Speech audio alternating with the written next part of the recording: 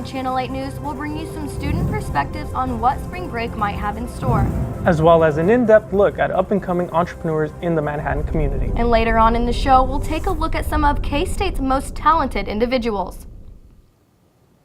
We've seen a bit of a reprieve in the weather today, but how does it compare to past years? We'll take a closer look later in the show.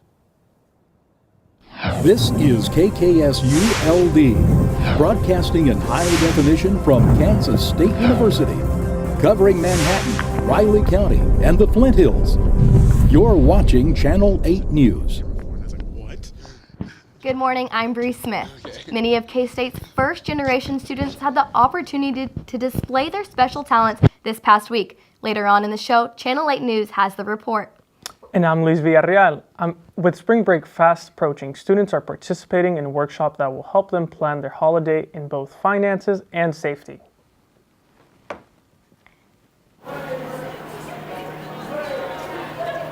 As spring break is beginning this very weekend for Manhattan students, PowerCat Financial helps teach different ways to make their break experience even better. Spring break, not spring broke, is a fun way for students to pick up some tips and advice around spring break time for either financial decisions, planning ahead for their trips, also some healthy tips and advice around like sunscreen use and STDs and safe sex and alcohol use, all those things that come into play when you're taking a spring break.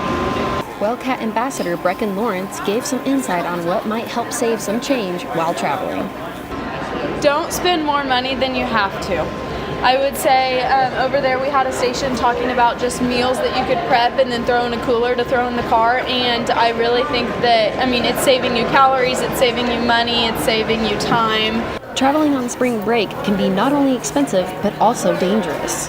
Number one would be if you're going to be here in town, especially on campus or off campus, is be with somebody. Have a partner, have a buddy, friend, whatever the case might be. And then if you are by yourself, let somebody know where you are. Being alone is not the only dangerous moment during spring break, but also excessive drinking. Be really careful, know your surroundings, watch your drink. If you are going to drink, do it in moderation, don't go overboard. It looks like the formula for a good spring break includes smart spending habits, having a buddy, and exercising caution. I'm Olivia Bergmeyer in Manhattan for Channel 8 News. Now we go to Derek Dar, who's with a student that is tackling spring break without going spring broke. Derek? Hi, I'm Derek Dar here in Manhattan, Kansas with Lauren Ailsleger, a student at Kansas State University who's going on a trip for spring break. Lauren, where are you going and why?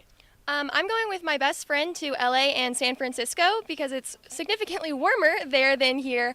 And she's never been to LA and I've never been to San Francisco, so it's just going to be fun to explore those cities together, especially with the warmer weather. It's definitely warmer in California. How do you travel cheaply over spring break?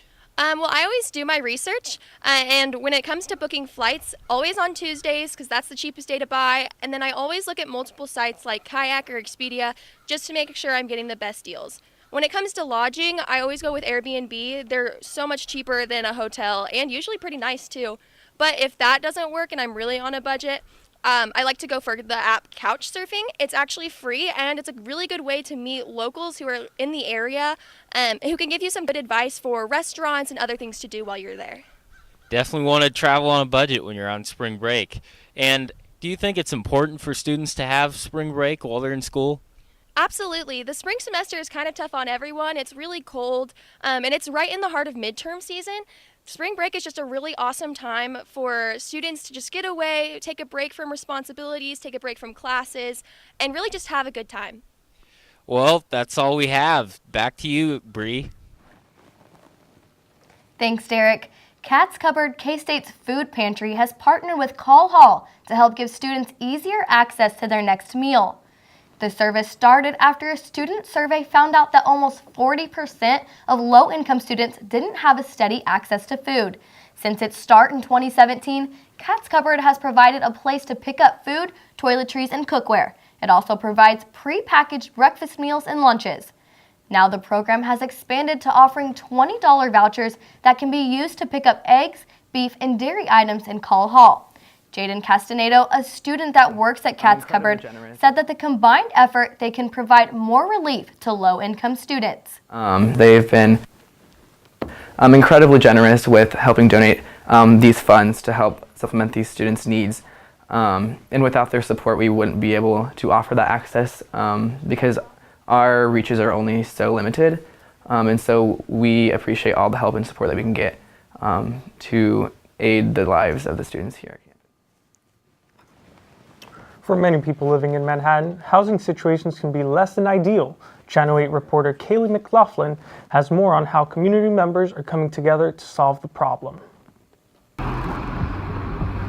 K-State student Haley Spellman is just one of many in Manhattan who have found themselves in an unsafe and unaffordable living situation. I actually have been personally affected by expensive housing, by unsafe housing. I've had those experiences, and I know a lot of my fellow peers have as well. Right now my situation is where I'm paying about 60-70% of my income is going to rent.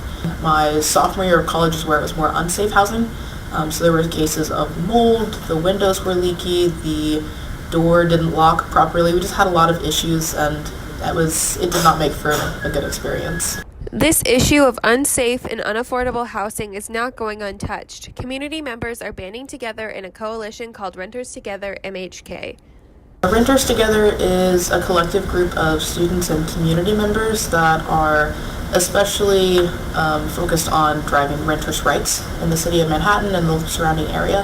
In addition to community support, City Commissioner Jared McKee is also passionate about solving the problem of safe and affordable housing. Over the last year or so since I've joined the commission, I've really tried to bring a group of people together to discuss safe housing and really how do we address safe housing without being overburdensome to landlords in this community so that we can keep rates low, keep housing affordable, while making sure that, you know, if you live in a rental house, it's safe and you're not subject to any health concerns. Renters Together have been a pretty pivotal part of moving any of this forward.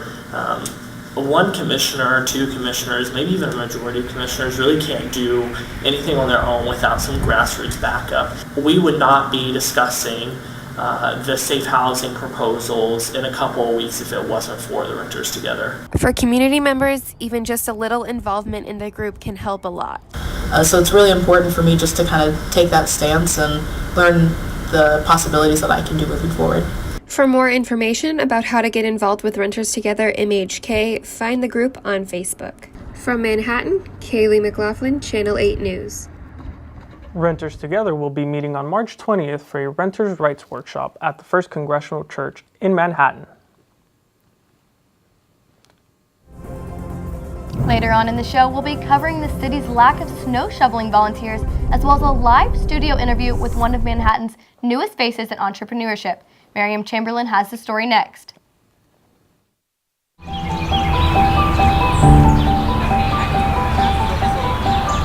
H1 minus H2 plus V1 squared minus V2 squared all over 2. K-State fans, are you ready?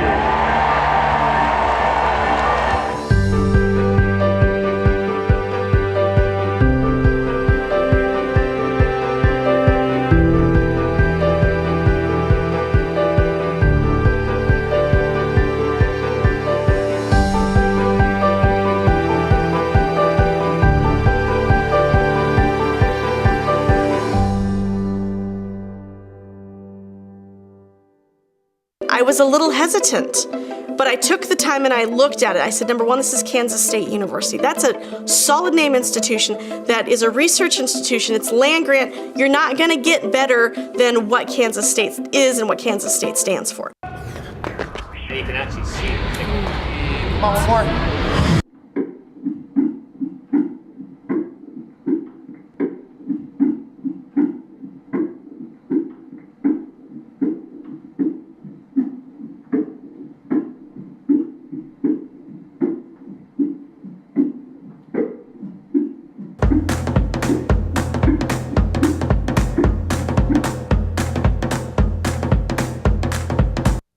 Welcome back to Channel 8 News. Young entrepreneurship appears to be a growing trend here in Manhattan. Today we have the pleasure of talking with Dylan Roney. Dylan is the creator of Potty Patch, a new tool pet owners can use to potty train their pets. His invention has already captured the attention of a couple of businesses, and one of them even being a national hotel chain. Dylan, thanks for coming in today. Thank you for having me. So Dylan, you're only a sophomore at K-State and already accomplished so much within this product. How did you come up with this idea? I guess it really all started in high school. I was working a lot with my chemistry teacher. We were just messing around, figured out a way to neutralize the ammonia level in pet urine. And then I had an idea for naturally growing grass that would help neutralize the ammonia level, and being able to put that in homes. And over the years, it's developed into a mat. So how many prototypes have you gone through, or do you finally have a finished product? Yeah, we've gone through about 4 different prototypes, going from live grass all the way down to dried goods into a mat. And we do finally have a finished product that we're moving forward with. Is this one of the finished products? Yeah, this is one of the finished product. I had this colored purple for K-State, but they're normally green or light tan. It's pretty cool. That's great.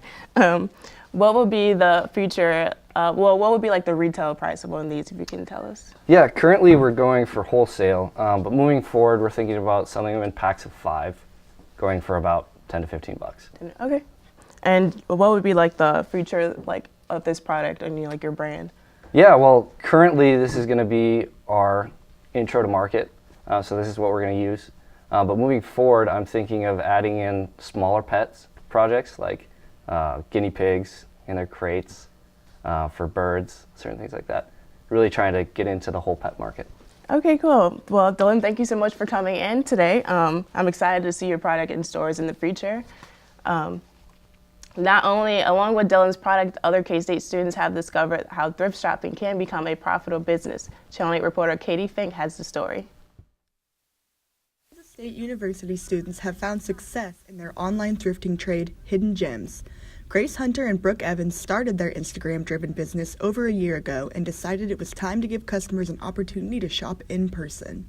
One of the main reasons we wanted to do a pop-up shop was to be able to spend less time on our phone and more time with people in person. So far we've had so much fun with this pop-up shop, so it'd be awesome if we could do another one in the future. Buying from just college students that are just trying to make ends meet is really cool because you're supporting their creative outlets and also just helping them buy their food for the next week.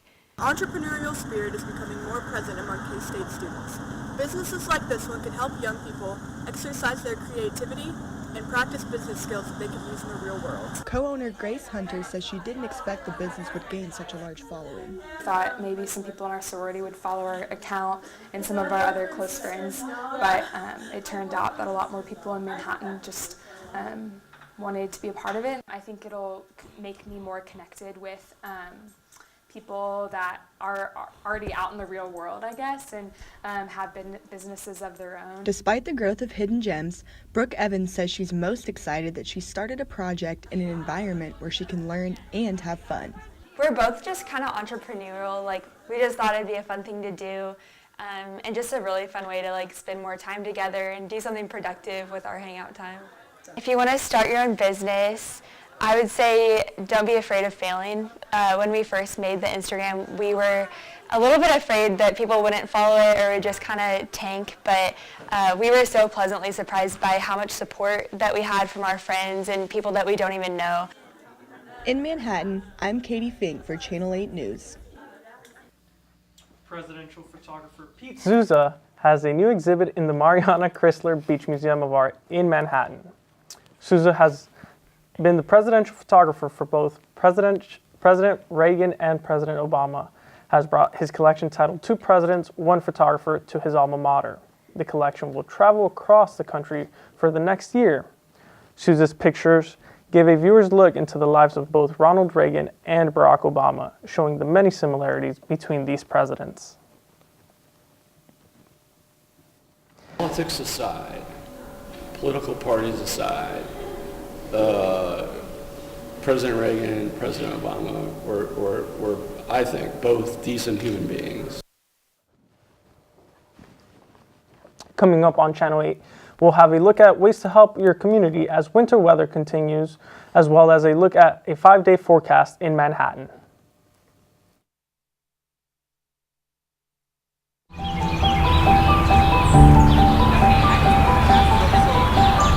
h1 minus h2 plus v1 squared minus v2 squared all over 2. K-State fans, are you ready?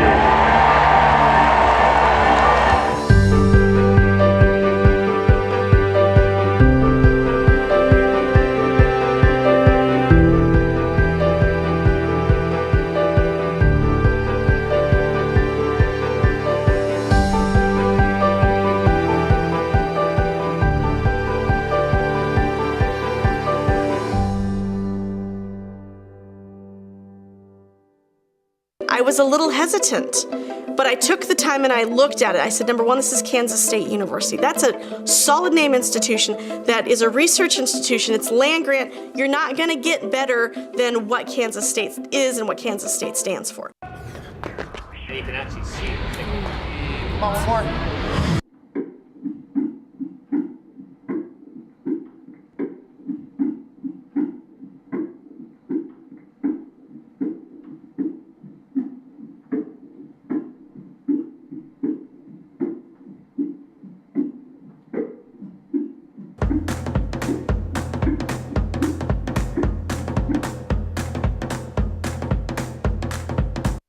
With winter weather still in full effect, some Manhattan residents are braving the cold to help their neighbors in need. Channel 8 reporter Anna Christensen caught up with the city volunteers to find out more. After a snowfall, clearing sidewalks can be difficult for community members who aren't physically able, so the City of Manhattan organizes volunteers to help out. One Manhattan resident involves her whole family in assisting her neighbors.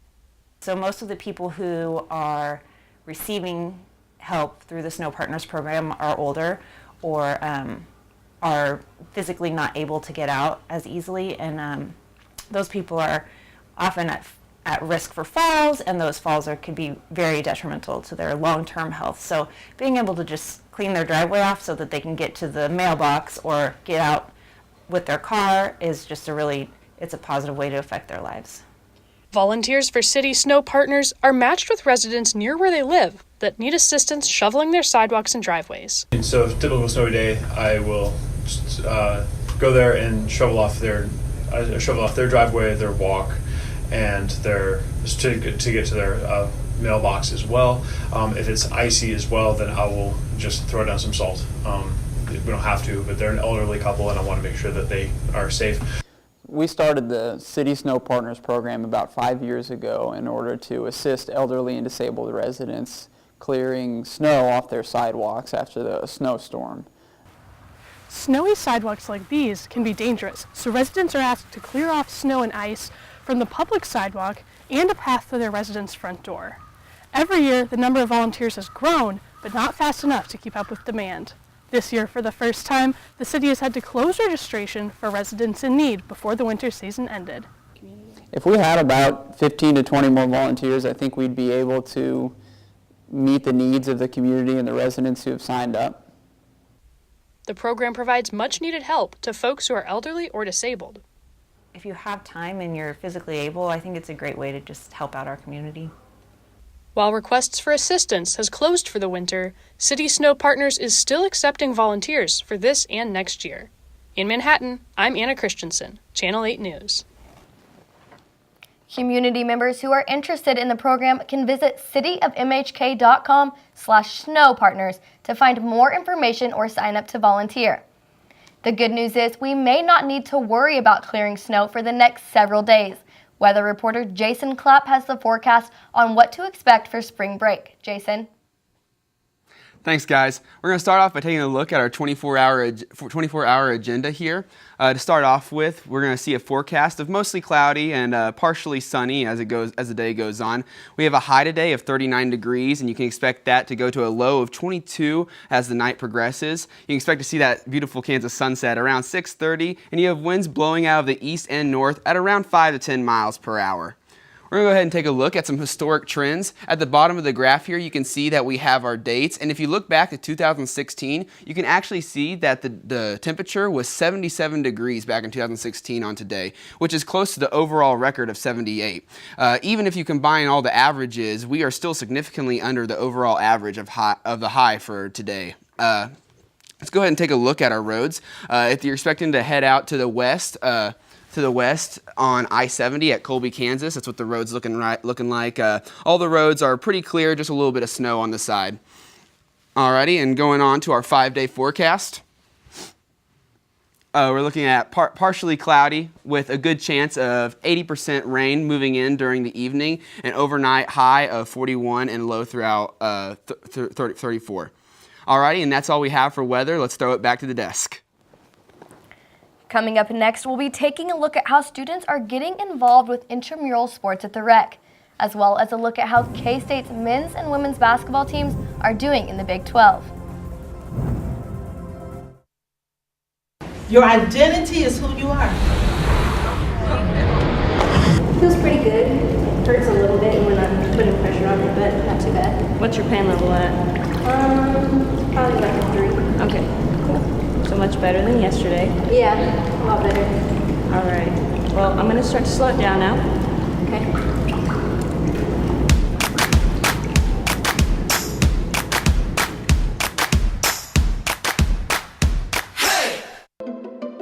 This was my first time taking an online course and, well, it went really, really well. It really did not feel like an online course for me. It felt like we were in a classroom talking and discussing and collaborating with each other.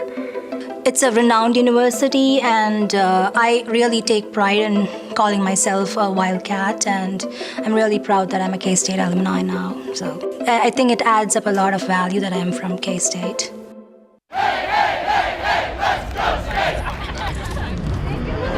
Welcome to K-State. We're so excited all of you came to visit us here on campus. We're going to be starting our tour here in front of Anderson Hall, which is our administrative building and kind of our iconic building on campus. It houses our president's office and our vice president for student life. All right, let's get started. We're going to be going to the Union Net. It houses our pool.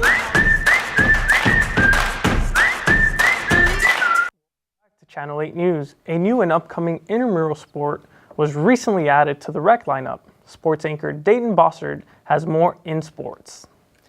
Thanks, Luis. While it may not be one of Manhattan's most popular sports, pickleball certainly is one of the more unique ones, and it looks like it might be here to stay. The newest sport... Channel 8 reporter Katie Fink has more on the story.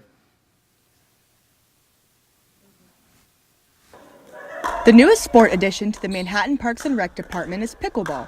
The Director of Recreation says the number of players doubled after the first season. Yeah, we started pickleball. It was the fall of 17. Like I said, we started with 6 teams.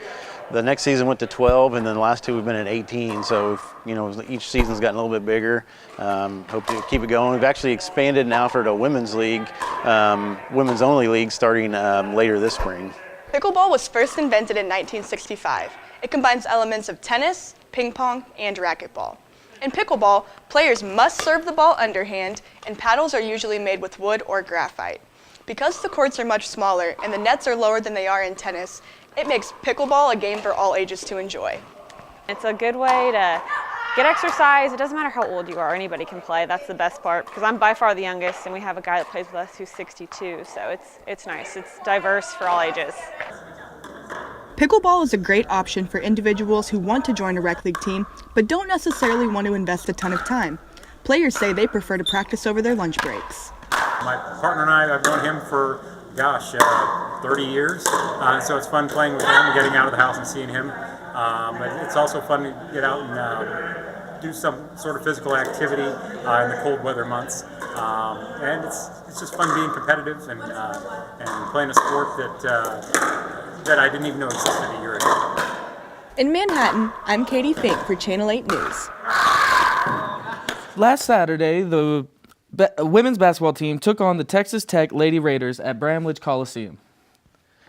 The Cats won with a 75-67. Junior Peyton Williams, who was named Big 12 Player of the Week, was the lead scorer, making 24 points. Williams also contributed 15 rebounds and 3 assists, while Kaylee Jones and Rachel Rank both contributed 11 points and 8 rebounds. Currently, the women's basketball team is ranked number 5 in the conference with a score of 11-7. K-State's basketball celebrated another win with the men's team.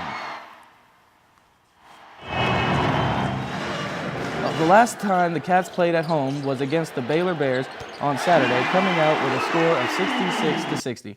Senior Dean Wade was the high scorer of the game, scoring 20 points with Kamau Stokes following close behind with 16 points and Xavier Sneed contributing 14 points. Wade suffered from multiple foot injuries this season, the first one dating back to December in the game against Georgia State, leaving him out for the next 6 games. After the Cats win against Baylor, Dean Wade talked a little bit about his injuries. Right after I got hurt, it's just, I wouldn't say it's a lack of confidence. I mean, in myself personally as a basketball player, but it's a lack of confidence in my foot, how it's going to feel and stuff like that. It's just kind of second guessing. And in college basketball, you can't second guess anything. You just got to do it. You just got to, your first instinct, go with it. And if you don't, you make mistakes. And I think that's where I was kind of going wrong. Just worried too much about my foot and stuff like that. Maybe I pushed it back a little early or something like that. But I need to be out there with everyone, and it feels good to finally be out of that stage and back to semi-normal right now. The Cats will be playing the University of Oklahoma at Bramlage this Saturday for their final game in the conference. That's all we have for sports today. Back to you, Louise.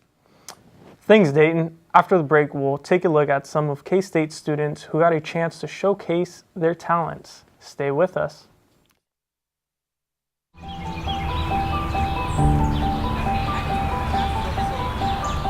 H1 minus H2 plus V1 squared minus V2 squared all over 2. K-State fans, are you ready?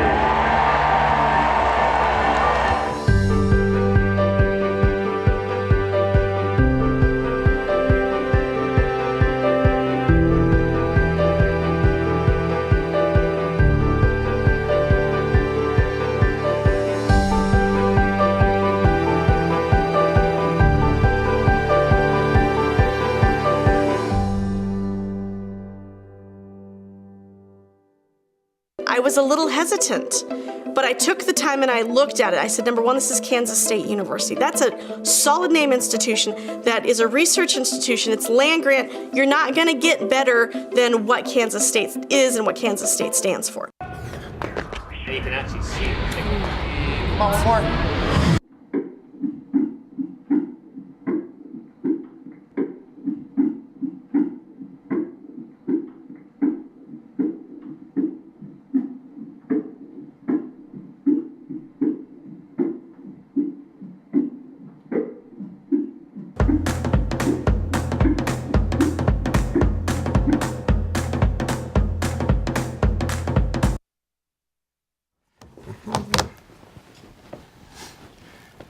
Welcome back to Channel 8 News. I'm here with anchor Jason Klopp. Can you tell us a little bit about how the weather is going to be like over the weekend?